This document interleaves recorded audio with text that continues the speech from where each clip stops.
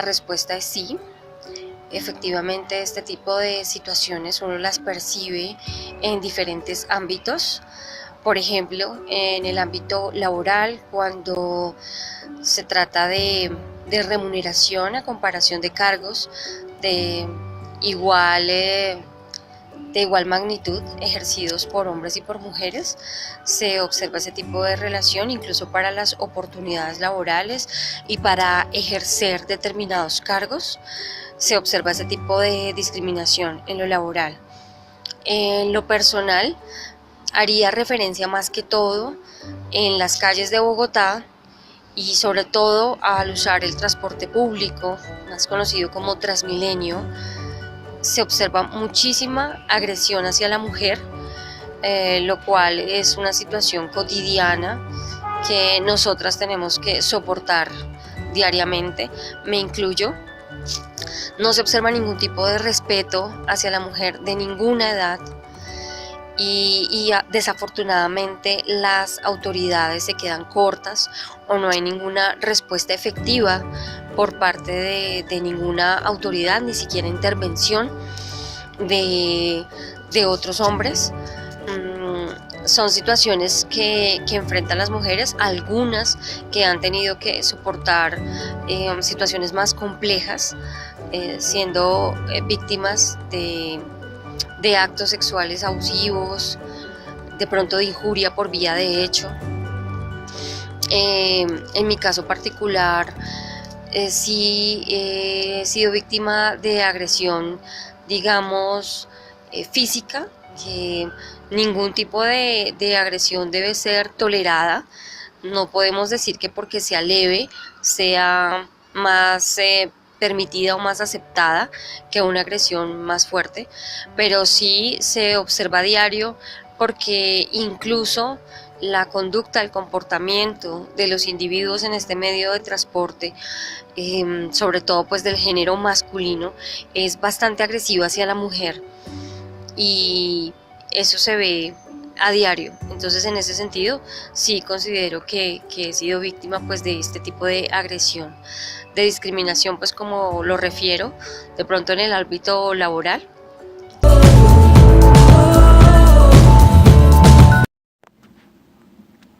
Según estudio de DANE 2016, el abuso sexual hacia las mujeres es uno de los delitos con mayor abundancia en Colombia, mostrando que en ciudades grandes el abuso es de 25%, en los municipios un 14.5% y en pueblos pequeños el 8.9%, en Bogotá y Medellín el porcentaje de víctimas asciendo a más del 30%.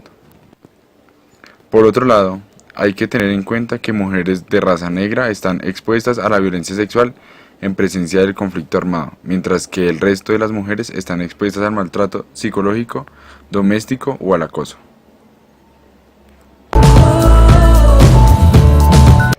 Realmente la palabra lo indica.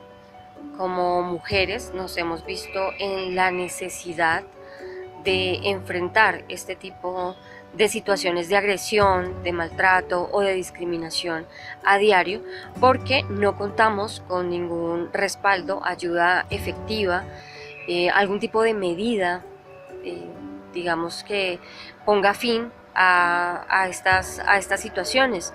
Realmente las autoridades, a pesar de que tengan conocimiento del tema, no han tomado pues ninguna medida efectiva, ningún correctivo, digamos, refiriéndonos al transporte público. Este tipo de agresiones se siguen presentando. Eh, en cuanto a lo laboral, ¿cómo se enfrenta este tipo de situaciones? Pues hay conductos regulares que se siguen en el ámbito laboral. Me refiero a las áreas de bienestar, por ejemplo, los comités de bienestar, en donde se pueden exponer este tipo de casos para que se haga como tal un seguimiento y de esta manera pues efectivamente se pueda contrarrestar y se pueda evitar que la situación se presente. Es la manera como, digamos, se afronta. Eh, Otra manera de afrontarlo es primero identificando la situación, reconociendo que se está presentando, rechazándola y actuando de manera inmediata. No se puede dejar pasar el tiempo si se presenta algún tipo de agresión o de maltrato o discriminación. Hay que levantar la voz y hay que hacerlo oportunamente. Esa es, digamos, como la manera en que he enfrentado a lo largo de la vida pues este tipo de situaciones. Y ahora con mayor razón, cuando todas tenemos conocimiento de que no es tolerable bajo ninguna circunstancia ningún tipo de maltrato o agresión o discriminación hacia la mujer. En ese sentido, pues tenemos que estar muy alertas y muy pendientes y efectivamente rechazar de una manera rotunda todo este tipo de agresiones y actuar oportunamente, no quedarse calladas, como lo dice pues una campaña muy importante, incluso liderada por una víctima también de este tipo de violencia. No es hora de callar y pues esa es la manera en que efectivamente contrarrestamos lo que sucede y enfrentamos este tipo de situaciones a diario.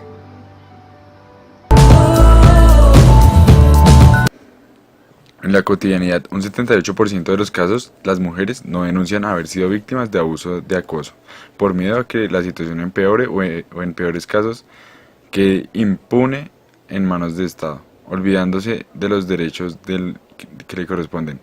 Aún así, varias activistas como Ginette Bedoya son las encargadas de liderar campañas y fundaciones como No es hora de callar, en donde se le brinda todo tipo de apoyo a las mujeres que fueron víctimas.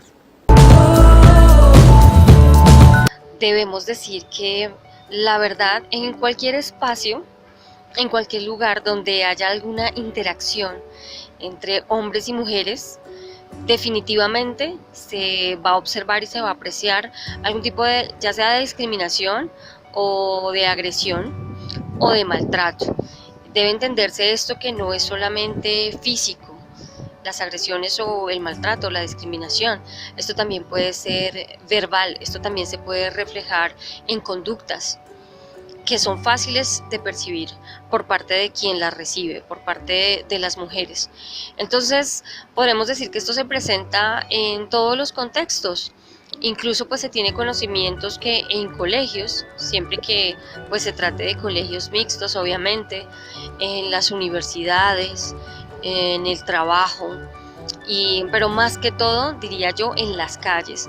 Pues en esta ciudad, en Bogotá, efectivamente se presentan mucho estos casos a diario, como lo he expuesto, más que todo tienen que ver con el transporte público. Es el ejemplo más claro, más evidente. Sin embargo, ya sea a menor o mayor escala, en todo tipo de contextos. La cuestión es allí que efectivamente como mujeres pues debemos estar siempre muy alertas cuando observemos, notemos o percibamos que se presentan este tipo de conductas para poder levantar la voz oportunamente y evitar que se presenten. Es decir, para enfrentarlas si no tenemos ningún otro tipo de respaldo de apoyo y evitar efectivamente ser víctimas de este tipo de conductas.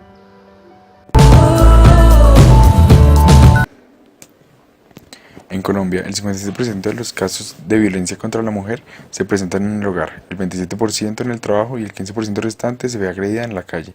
Por otro lado, la cifra de feminicidios va en aumento desde el 2015, con 100 mujeres por año a 205 para el 2017. Según un estudio de la Casa de la Mujer, Bogotá, las mujeres entre 18 y 25 años son propensas a sufrir de violencia psicológica o sexual, por lo que el abuso contra la mujer es el tercer delito que más se comete en el país. Es correcto. Frente a estas tres instituciones, vale la pena aclarar que los medios de comunicación tienen un poder muy importante y su papel es fundamental en la construcción también de una mejor sociedad. Y en ese sentido, la información que ellos están en la obligación de divulgar tiene que ser correcta, tiene que ser la adecuada y tiene que ser una instrucción mediante la cual las personas tomen conciencia sobre la problemática que está ocurriendo en el país y que está ocurriendo en la ciudad. Y en ese sentido, el papel es fundamental. En cuanto a la educación, es la más importante, es la base de la formación de todas las personas desde temprana edad. En ese sentido, esta institución tiene un papel bastante importante porque de allí depende, digamos, todo el carácter y la formación y la educación de las personas desde los niños, desde sus inicios, desde sus bases. Y por eso pues el papel es fundamental para evitar todo este tipo de atropellos hacia la mujer. Y en cuanto a la religión, si bien es cierto que las personas, pues, de acuerdo a la libertad de cultos, hoy en día tienen la libertad de escoger su religión conforme a sus creencias y de acuerdo pues a los parámetros que brinda la constitución política de nuestro país, pero también la religión tiene que tener unas bases y unos pilares sobre las cuales se mida el respeto hacia la mujer. En ese sentido también el papel es muy importante de la religión, la educación y los medios de comunicación.